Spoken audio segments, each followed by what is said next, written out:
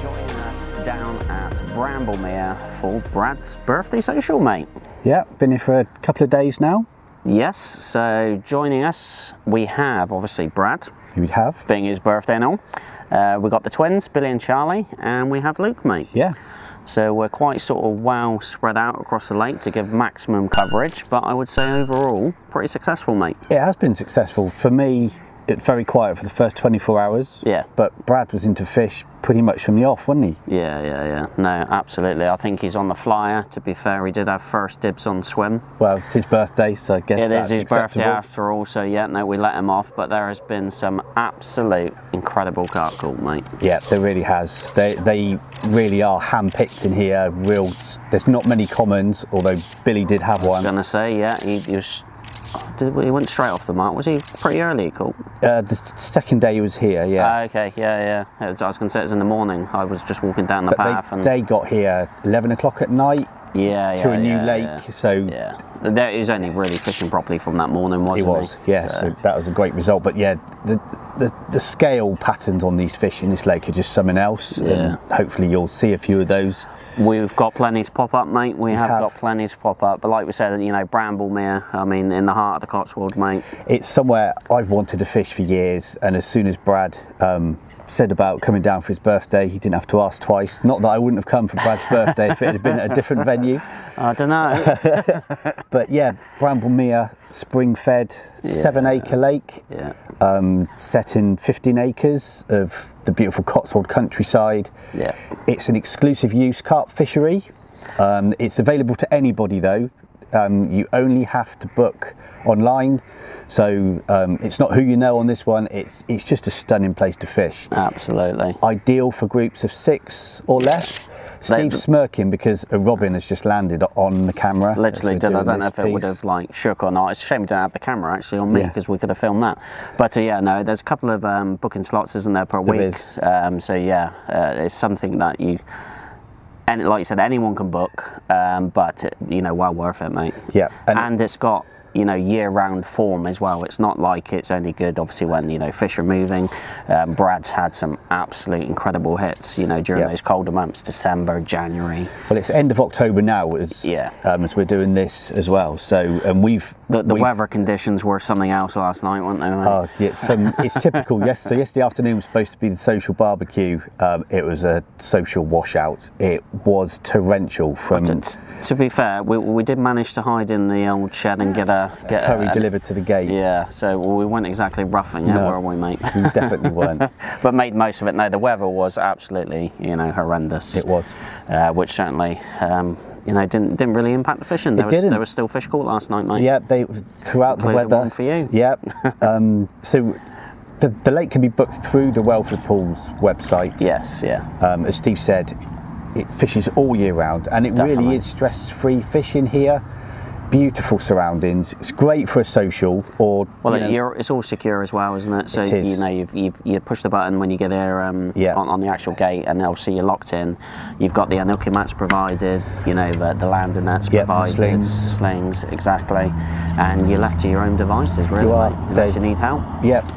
The owner, Steve, is a carp angler himself. Yeah. He's invested heavily in the lake stocks, and the pictures that you see will back that up as well. So there's a head of around 250 carp in here at the moment to over 30s. I think there may be half a dozen 30s in here. Yeah. But it's not really about the size of the fish in this place. They are just stunning. I was going to say, I think you've only had one under 20. Yes. I'm not sure if Brad's only maybe a couple out of the ones he's had has been under 20, so a good average size. Yeah, they're lovely. You know, £20, and a lot of them, like you said, scaly bangers, fully scaled.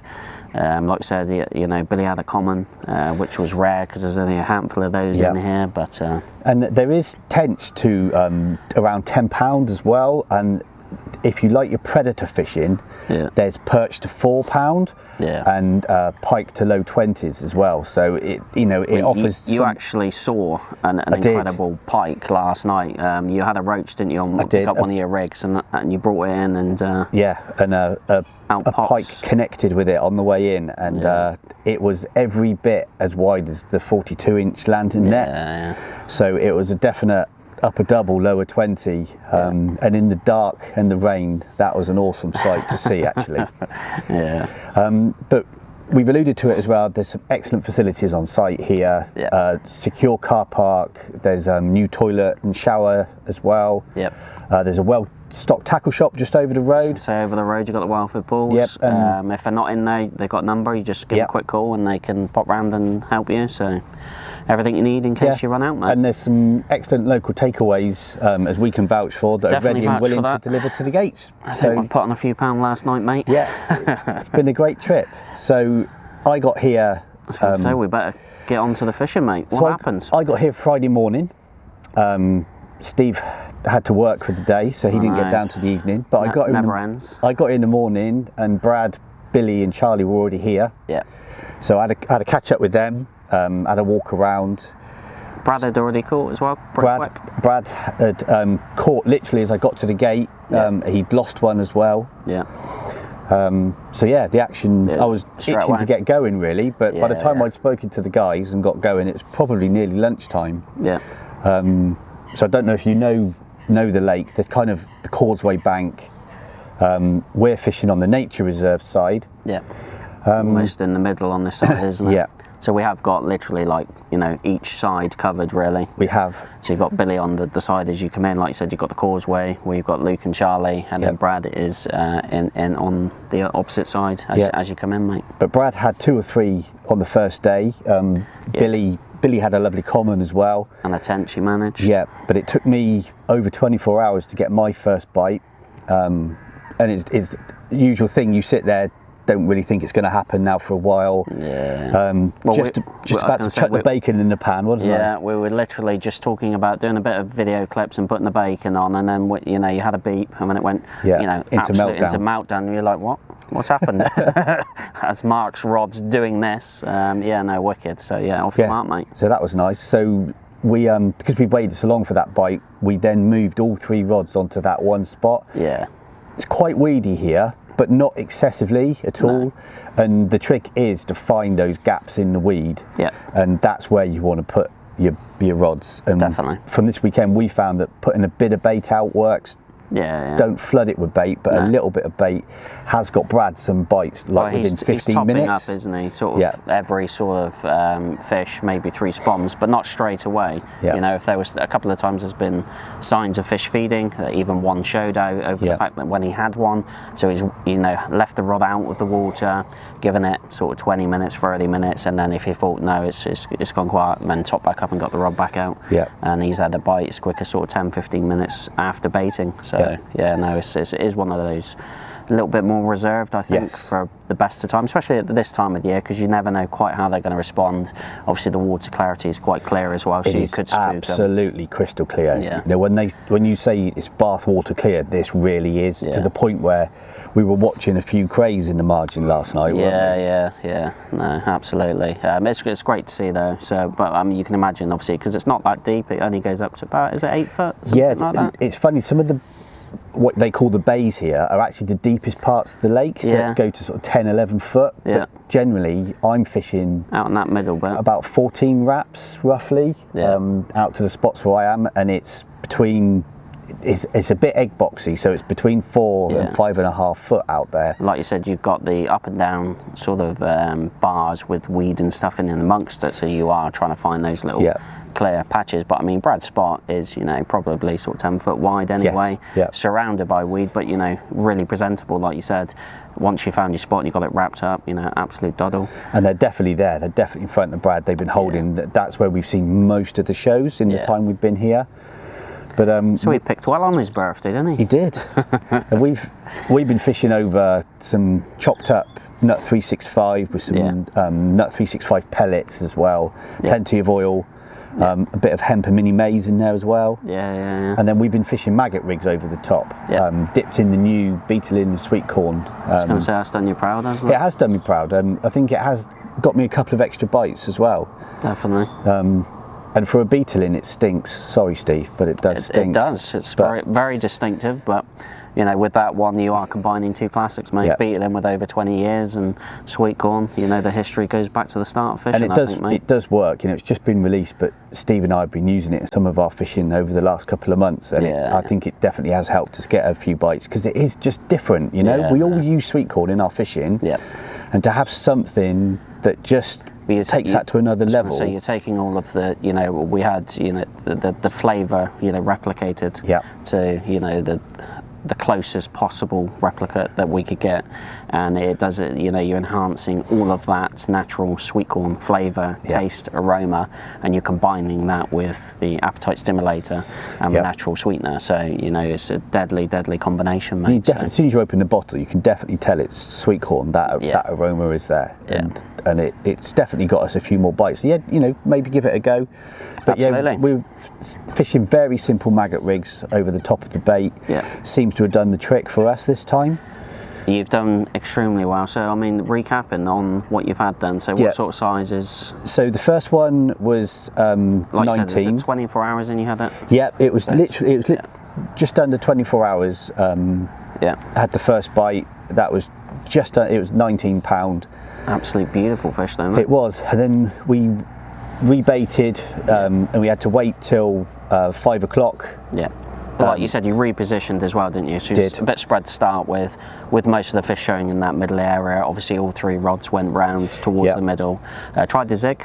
We did try a zig. Hasn't paid off yet. Not on this trip. There's still time. Carp have been caught on zigs down here in the past. Obviously, like Kev Hewitt did a video and he had some on zigs. Yep, and we did throw a deeper out as well, and that was pinging. So the fish that it did ping were kind of 2 foot off the bottom, so that was our logic for. But we've had all the fish off the bottom. The second one was at 5 o'clock last night. That was a stunning 26 pounder. Your biggest one so far, mate? It was.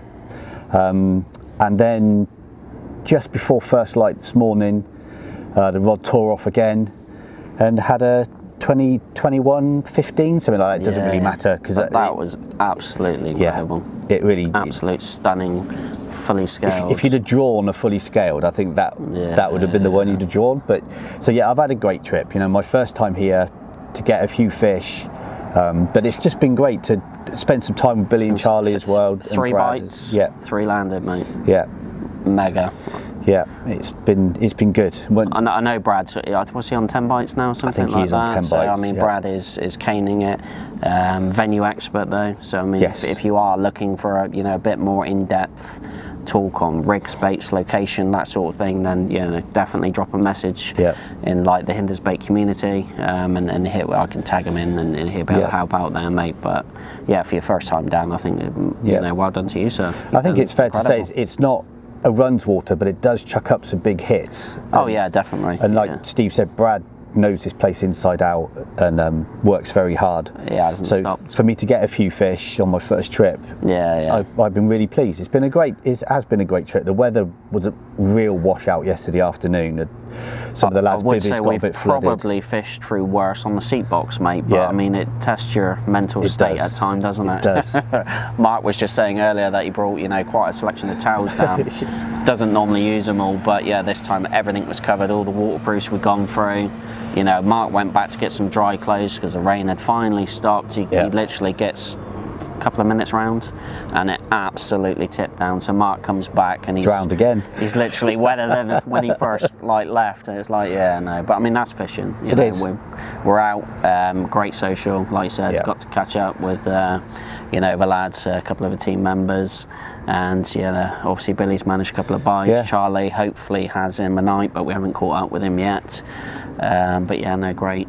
Yeah, shame got a draw. We're literally going to pack up after we've finished doing this. And head home, which is a shame because I think if we stayed a couple more days, I think there's definitely more bites to be had. But we've been out for the weekend, a rare overnighter for us. I'm in trouble already. I've got to get back. But I think we'll be coming back, mate. Yeah, definitely. And we would highly recommend this place as well, and the rest of the Welford Pools complex as well. There's some holiday lets here if you want to bring the family and explore the local area. So I think you're looking at possibly doing one of those, aren't you? Yeah. One of those lets, and we're yet to go on the day skate. I haven't been down there, so I think we'll give that a go over. And there's another sort of donut-shaped lake called Barley Pool as well, which has got a hut, so you can stay in there as well. So you know, another very social venue. Yeah. But yeah, check it out.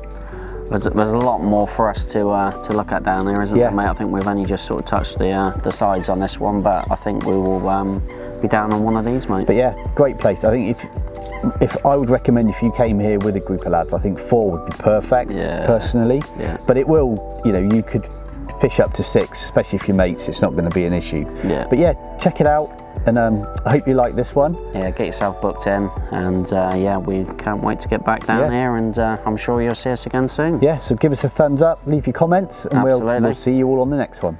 Tight lines.